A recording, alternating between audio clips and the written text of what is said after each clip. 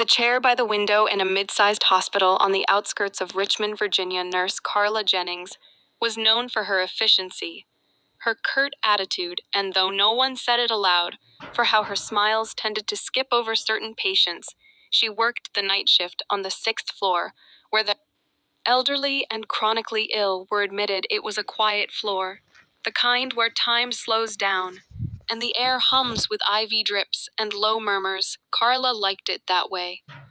She didn't have to pretend, as she called it too much on a humid August night around 1145 p.m. A black man walked into the ER downstairs. He was tall, well-dressed, in a navy suit, but slightly disheveled as though he'd come straight from a long event. His name was Thomas T.J. Lancaster. He was 38, and something about him made the triage nurse stand up a little straighter. Though she didn't recognize him. "I need to see Dr. Pritchard," he said. "But I'm having chest tightness. I think I might need to be admitted. Can you help me?" The triage nurse nodded and quickly got him a wheelchair. 15 minutes later, he was transferred to the 6th floor for observation. And that's where Nurse Carla met him. She barely looked up from her chart room. 612, "You'll have to wait. It's been a busy night." "Actually, I'm feeling a little," I said. "Wait'll be there." When I can't, how the charge nurse down the hall shot her a puzzled look. TJ didn't argue. He simply sat in the chair near the window of his assigned room and stared out at the city. Lights blinked in the distance, like stars dipped in gasoline. Hours passed, no checkup, no vitals, taken nothing, just silence. Around 3, the new tech on duty, Mariacum, in for rounds, and blinked in shock when she saw him. "Oh my God.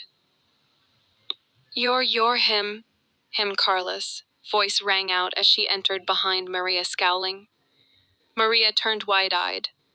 "This is Thomas Lancaster." Carla looked blank. "So Thomas Lancaster's civil rights lawyer, billionaire tech investor, founder of New Bridge Legal Fund. He's on the cover of Time this month. He just argued the national reparations case at the Supreme Court." Carla went pale. She turned to TJ. Her voice trembled. "No, I didn't recognize you." "If I had known, would you have treated me then?" he asked calmly, not unkindly. She opened her mouth, but no sound came out. Maria looked from one to the other, her hands frozen on her clipboard. "I didn't come here as Thomas Lancaster, the symbol," he continued. "I came here as a man in pain, a man who hoped that a hospital would treat everyone the same. I'm sorry." "Truly," Carla said, shrinking. "It was late. I was tired. I didn't mean." He held up his hand gently. "I don't need excuses." There was a long pause. Carla looked like she wanted to disappear into the floor. "I have friends on your board," he added softly. "Donors, too." The words weren't a threat. They were just facts. A week later, the hospital's CEO issued a public apology after an internal review confirmed discrepancies in Carla's treatment of patients based on race. She was suspended, pending termination. But that wasn't the end. 6 months later, the hospital broke ground on a new wing, the Lancaster Center for Equal Access in Healthcare. Fully funded by Thomas's foundation, it focused on anti-bias training, patient rights, and community outreach. At the ribbon cutting, TJ stood in front of the crowd.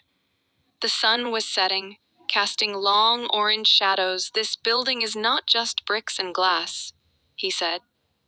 "It's a second chance. For all of us. Racism doesn't always wear a hood. Sometimes it wears scrubs. But change is possible if we face it, name it, and dismantle it." In the back, Maria clapped loudly. So did half the hospital staff. Carla didn't attend the ceremony. She had quietly taken a job in a small clinic in Nebraska.